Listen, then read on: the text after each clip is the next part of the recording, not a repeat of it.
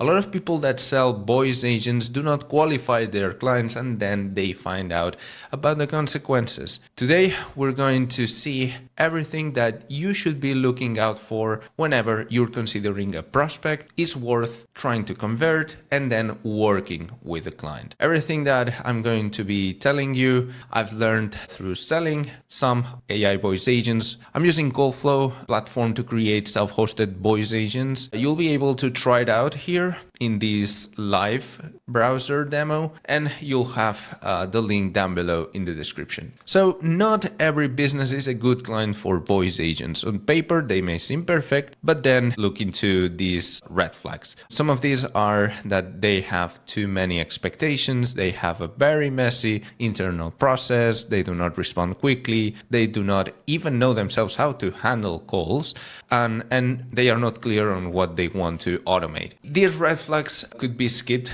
if you're just starting out and you need some quick cash or get the first traction, the initial traction of your agency. But then if you want to get serious about this, please look for these red flags. If a client is not responding quickly, it's really difficult to work with them. If they have very messy internal process, maybe you could work this out with them. Try to streamline the process, try to define clearly the different processes. However, if you are doing this seriously and at scale, unless the client is paying you a lot, probably it's just not worth it, because it's going to be a lot of work, as you have to go back and forth with the client, define the processes, how they understand how they work and all of this. So yeah, unless it's worth it because they pay a lot or they are willing to pay a lot, probably just keep a client with this if you are not just starting out and you are getting some traction, okay?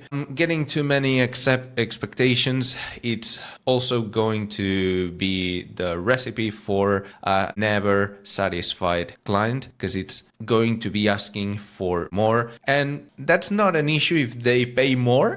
But usually these type of clients, they just expect you to give them the whole world, paying you very little. So that's something to keep in mind if you don't want unsatisfied clients, if you don't want to be working with this type of clients. The client needs to have a real problem, not just curiosity about AI. Because if they treat AI as a toy, probably the lifetime value is not going to be really high. Okay, if they want to try AI, if they want to see, well, if they've seen other companies doing, it feels modern, we would like to reduce workload, all of this, well, this could be a real problem if it's much more specific. But yeah, if they treat AI just as a toy, as an experiment, if you're starting out, you could work with them, but probably if they do not see a real problem to be solved with voice agents, they are not going to stick around for longer. Okay, so keep that in mind. There may be exceptions, of course. Probably that there are companies that are actually serious about trying out AI, and if they see a valuable problem being solved, they're going to stick around. But there are a lot of chances that they are not going to stick around. Okay, yeah, real problems: missed calls, low response rates at South business hours, a lot of repetitive volume, overloaded teams, real inefficiencies. Okay, if they state any of these problems or other problems that are similar to this, a clear pain point, then it's okay. Continue talking with them, see if they convert, or continue working with them. Also, as I've said, there needs to be at least a minimally stable process. If the process changes every week, or, well, as I've said, if it's not well defined, you could work with them and define it. However, if they want to change it every week, yes, you could be looking into the root cause why they are changing every week, but chances are that they are just not that serious, okay?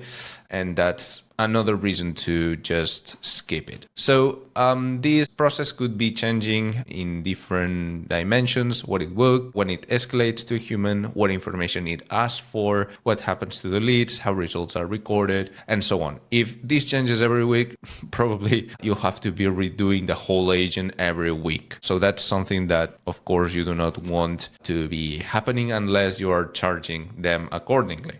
Then if you are charging them a lot, it may make sense. But yeah, if it changes every week, this also makes it harder for you to standardize agents so that you can sell the agents to other clients or productize these agents or these systems. So yeah, keep that in mind. And yeah, as I've said, maintaining it is even worse than building it. Also, for the client to be able to stick around, it has to have some level of accountability. So there should be a clear owner inside the client's team. Okay, if no one inside the client organization reviews the results, gives feedback, makes decisions, approves changes, or takes ownership, it just wears down. And probably you're going to be losing that client in a couple of months instead of keeping the client for a longer time. And again, if they have a lot of expectations, if they want perfection from day one, full coverage, zero errors, complete autonomy, they are probably dangerous. So you should be avoiding them. Because as I've said, they're going to be taking a lot of your time if they expect extreme perfection from day one and complete autonomy. One of the videos that I've recorded today, I talked about actually how to set up handoffs and why they are extremely important. And actually an agent, a good agent, is able to hand off to a human agent whenever it is needed. So of course, if they expect complete autonomy, voice agents, they are not prepared for voice agents, probably. Okay, keep that in mind. Look for clients that understand that V1 is controlled, can be good, but iteration is necessary. There will be adjustments and there is a stabilization phase. Yeah, of course, if 6 months have gone by, probably the adjustments are not going to be really present. But in order to get there, it is necessary to do a lot of improvements and so on. This is important for you to look into the clients again, so that you can keep the client for 6 months at least, so that the stabilization phase is finished. Probably in 3 months. It just depends on the system. If it's a really complex system, it's going to take longer. If it's just a simple agent, probably in a couple of weeks or a month, the stabilization phase is going to be over. And then it's just maintaining the agent to be sure that it works correctly, that it doesn't hallucinate, doesn't get affected by any changes in the software that you use or whatever other external factors. So yeah, that's pretty much it. See you on the next video.